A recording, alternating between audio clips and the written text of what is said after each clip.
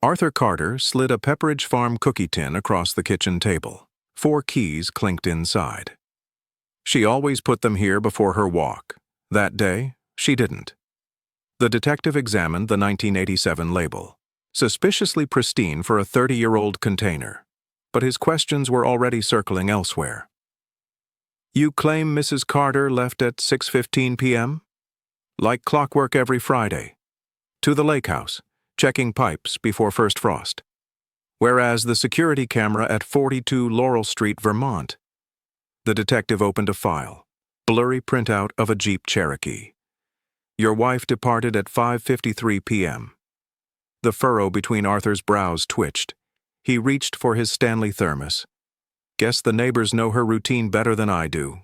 Martha Madison was removing her oven mitts when she mentioned the jars. "Didn't put up apple butter this year. Grandson's allergic to cinnamon. But Evie brought over jars 3 times." In Evelyn's hallway closet, the detective found a journal. October 13th entry, neatly handwritten, "Canning within Pichot's 5 jars." The penmanship held steady on the number. Did Mrs. Carter mention other friends with initial M? Martha scanned the kitchen like she was inventorying porcelain owl figurines. "Ask Lisa. Grandma called her every Sunday, 3 p.m. sharp." The granddaughter's phone record showed 37 missed calls from Evelyn Carter's number over the past year. At the Starbucks counter, Lisa twisted a tissue. Graham knew midterms mattered more than chit-chat. During her last call on October 13th, did she mention a doctor? The girl pressed her lips thin. Yeah, but the pharmacy receipts dated same day. The Rite Aid pharmacist tapped the receipt printer for emphasis.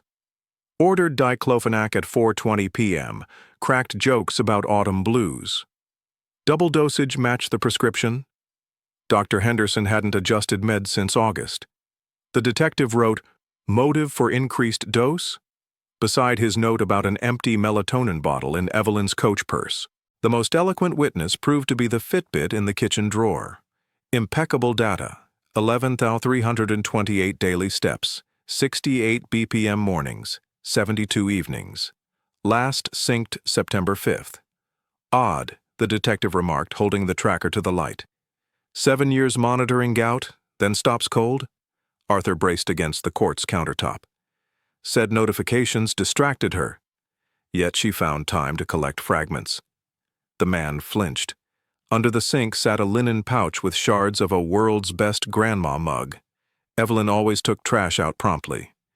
Accident. Broke Lisa's gift. Why hide it instead of replacing? 6 seconds of silence. Exactly how long it took the detective to spot the tea stain on the wallpaper. Dried drip at 410 height. Splatter pattern suggested throwing, not spilling. The final folder contained call logs. September 3rd, 3 p.m. Evelyn's voicemail to daughter Sarah. Reschedule with Martha. Need to recount jars urgently. Martha recalled only 3 meetups. Evelyn's ledger listed 5. The detective snapped his notepad shut. His jacket pocket held a copy of Arthur's wallet photo. Evelyn in a red cardigan by river birch trees cut down 3 years prior. She gazed right of the lens, hand reaching toward phantom branches. "Margaret and Martin Doyle," he murmured, recalling ferry tickets to Martha's Vineyard, M.A. Margaret appeared on Evelyn's pre-marriage birth certificate. He didn't yet know about the Rite Aid stockroom footage he'd find in 3 hours. A man in a Red Sox cap asking about Evelyn's shifts. Or the red wool fibers on the Jeep's passenger seat. But already he knew this. Meticulous accountants don't break routines without balancing the books. And the discrepancies in statements aligned more precisely than her IRS filings, each stacking neatly under evidence. Arthur Carter pulled a gold-embossed checkbook from his vest pocket. His fingers trembled as he flipped through the pages. Here. The house insurance payment on October 12th. She filled it out herself. The man stabbed at the lines as if numbers could explain the disappearance. Acted normal afterward. The detective turned the page. Records stopped on October 11th. The final entry showed a $200 transfer to Lisa's account labeled for books.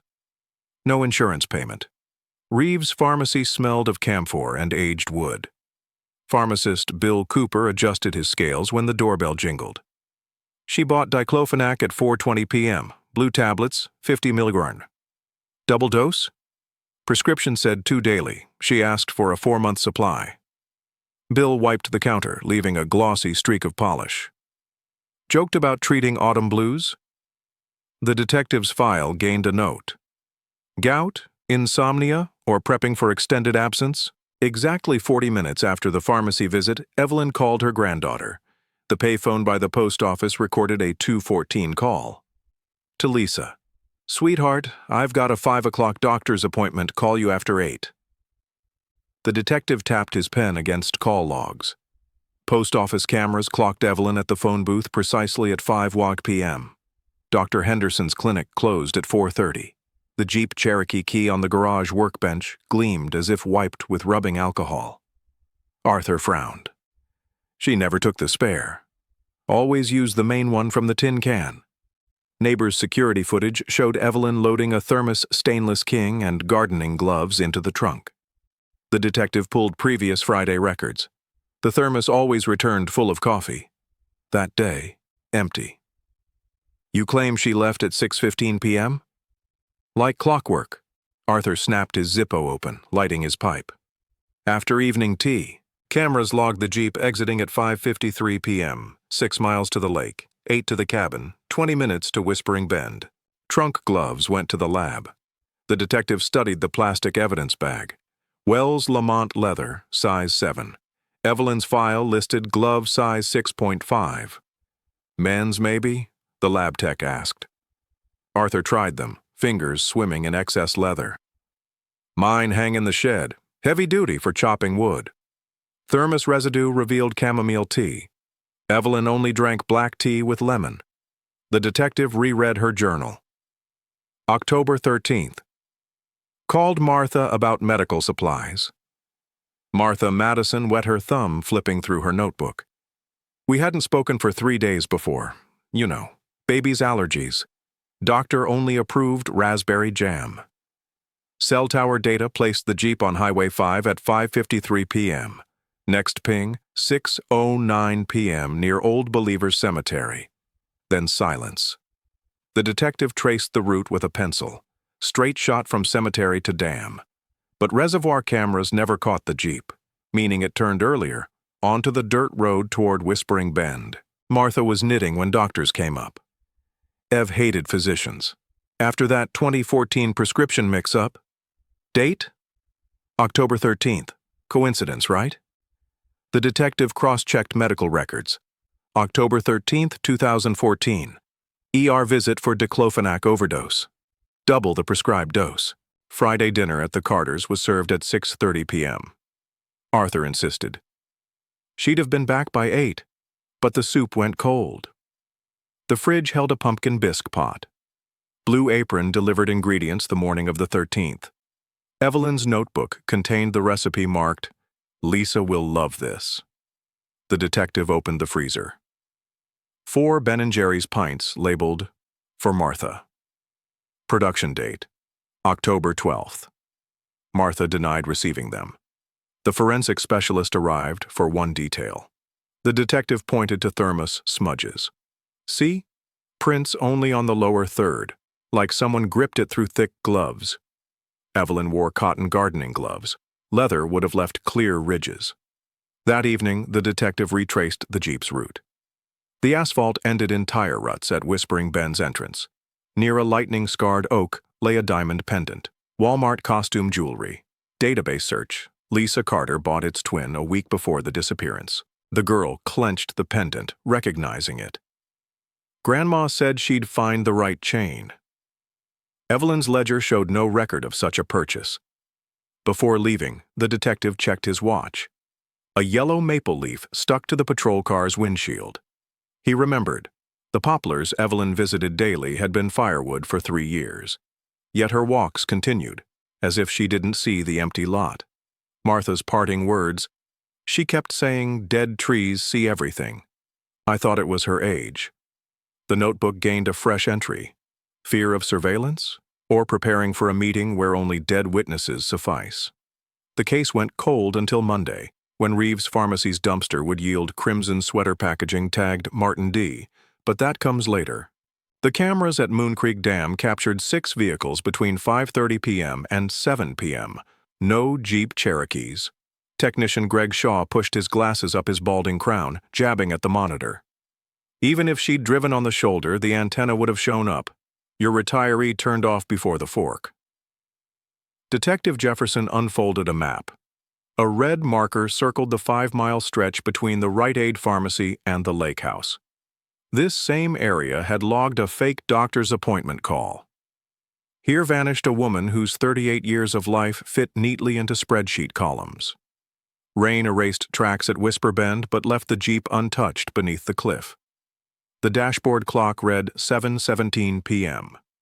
Keys dangled in the ignition, pristine, as if wiped with lemon-scented tissue. Checked for theft? Jefferson crouched, studying mud caked on the tires. Doors weren't forced, replied the sheriff's deputy, shaking water off his hat brim. Glove compartment had reading glasses and 5 Werther's originals. She on vacation? Under the passenger seat lay a strand of crimson wool. Flashlight beams made the thread glisten like fresh blood. Jefferson remembered the family photo in the Carters' living room. Evelyn in a beige cardigan, Arthur in plaid. Neither wore red. The pocket of a beige coat in the Jeep reeked of lavender.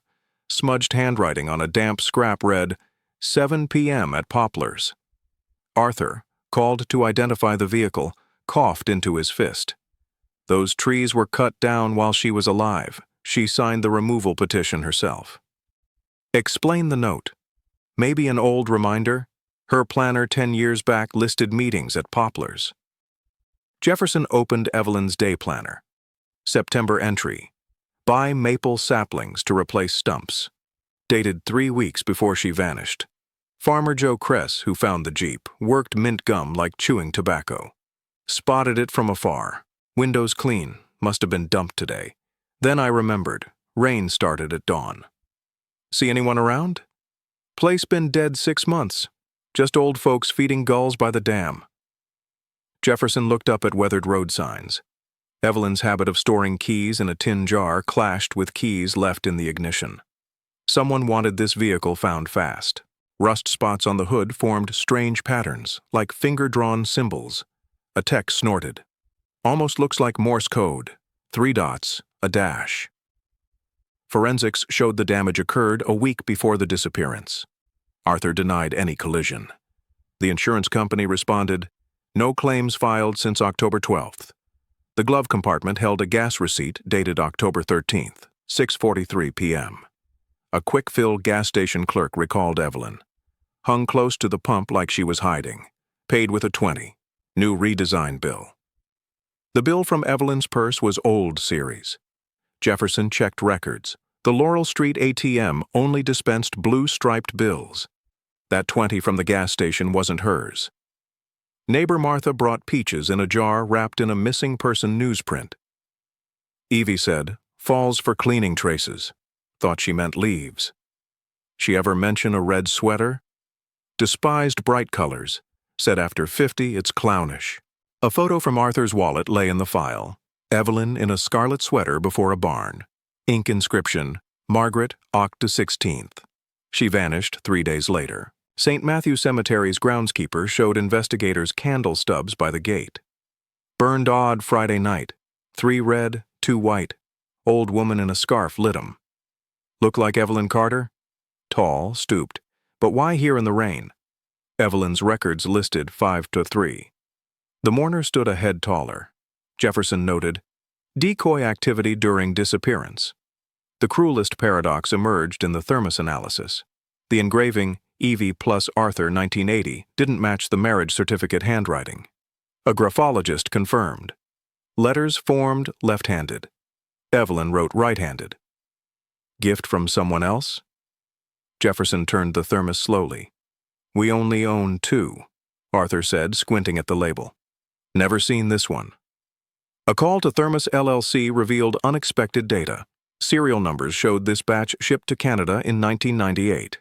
The investigation sank like a stone in murky water. Every clue both illuminated and obscured the story. The crimson thread stopped being a lead, now just another knot. Jefferson sat in his office, flipping photos. Scarlet knitwear in a snapshot, scarlet sunset over Whisper Bend, scarlet fate reduced to sweater lint. A lab tech leaned through the doorway. Jeep's wireless mirror shows last GPS coordinate manually entered. Points to the bus depot on Canada Street. When? 5:47 p.m., 6 minutes before she appeared on the neighbor's cam.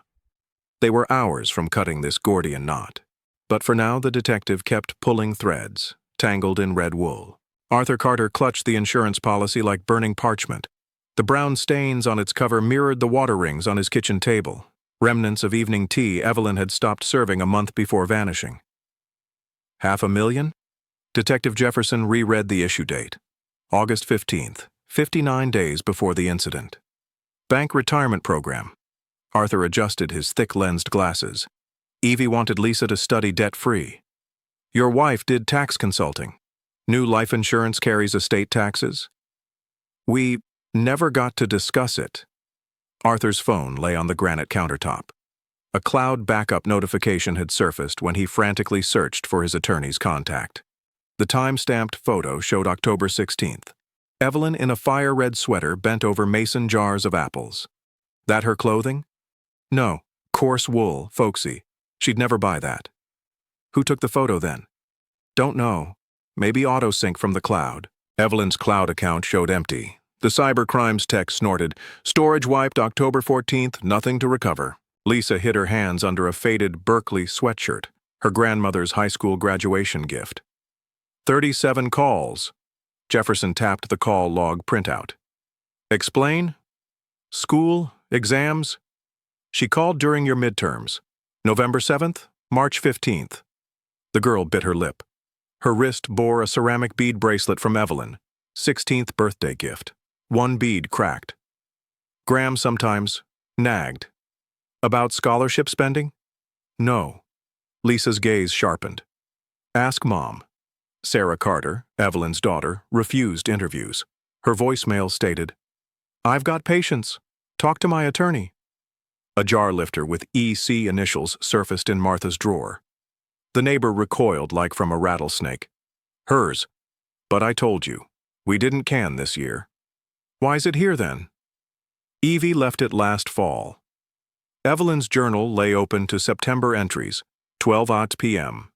Check recipe with M, 3:30 p.m. M brought dill, 11 a.m. Take jars to M. She called you M? Jefferson slid the diary closer. Never. I'm Martha, not some Madison.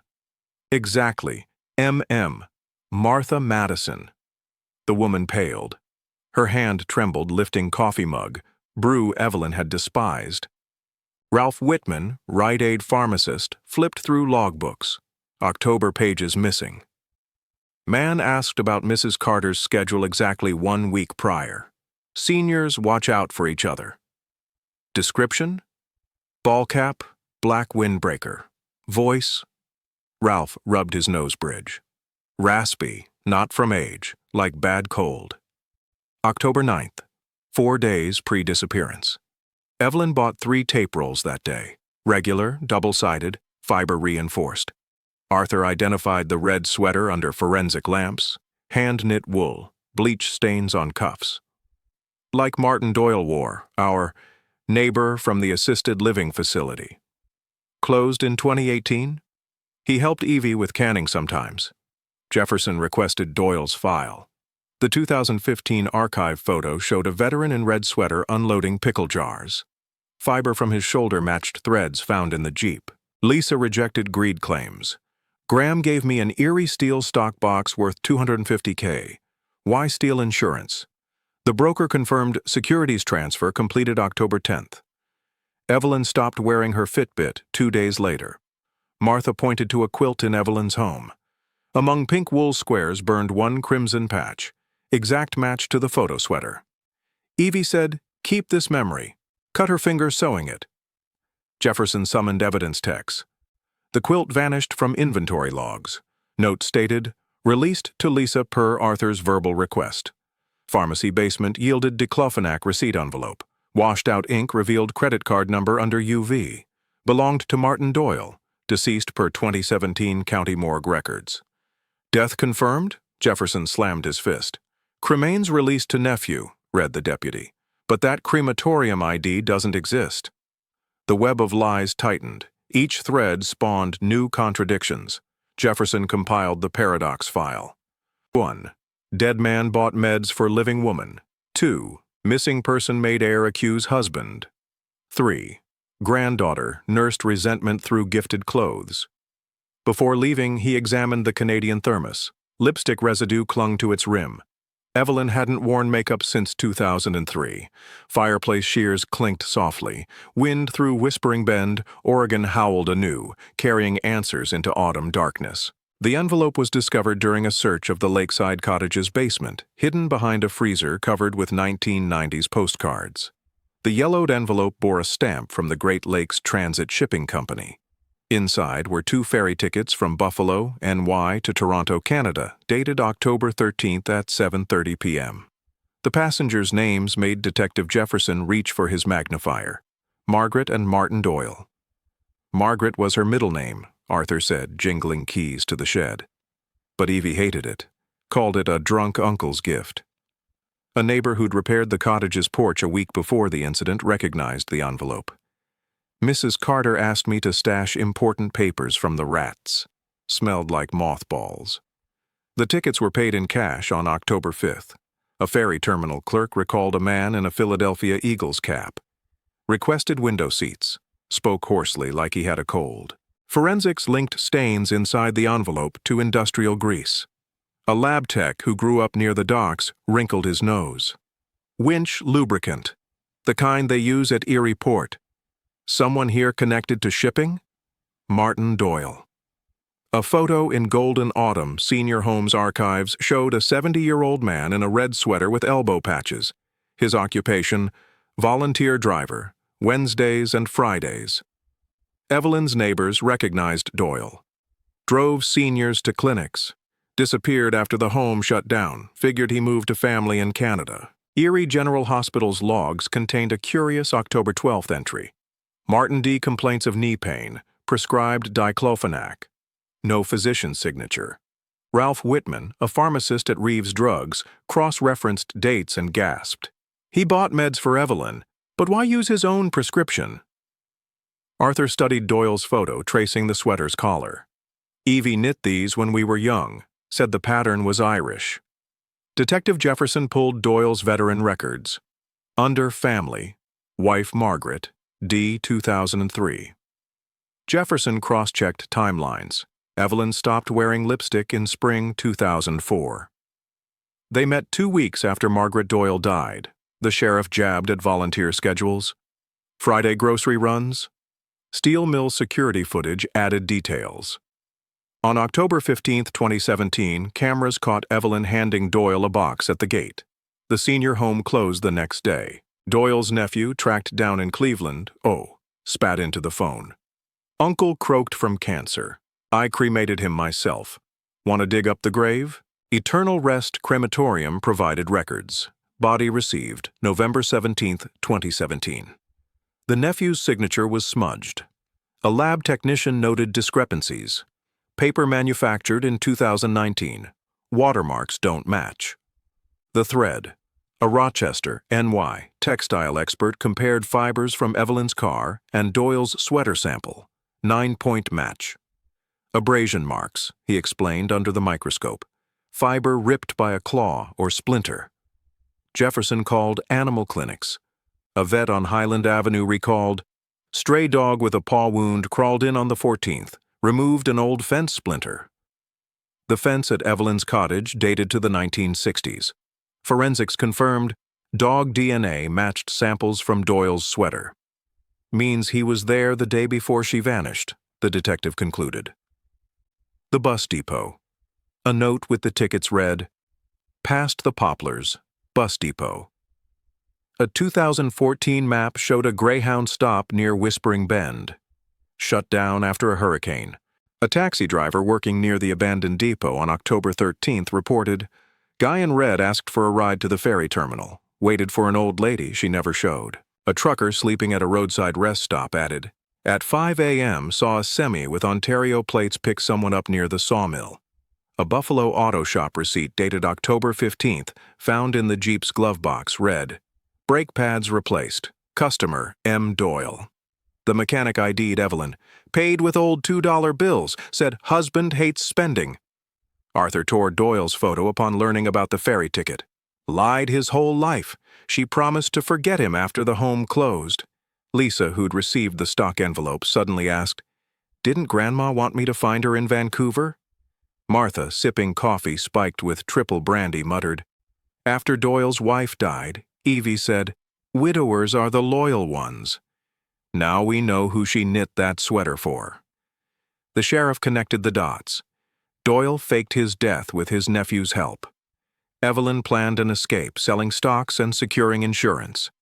The meeting at the non-existent Poplars was a signal. The red sweater, their recognition sign. But the central mystery remained. Why was the Jeep found at Whispering Bend, not the ferry? The dog's splinter, backdated tickets, and falsified cremation papers pointed to a new theory. Doyle might have vanished earlier. And the red sweater in the car. Perhaps Evelyn waited for a ghost who'd already sailed away.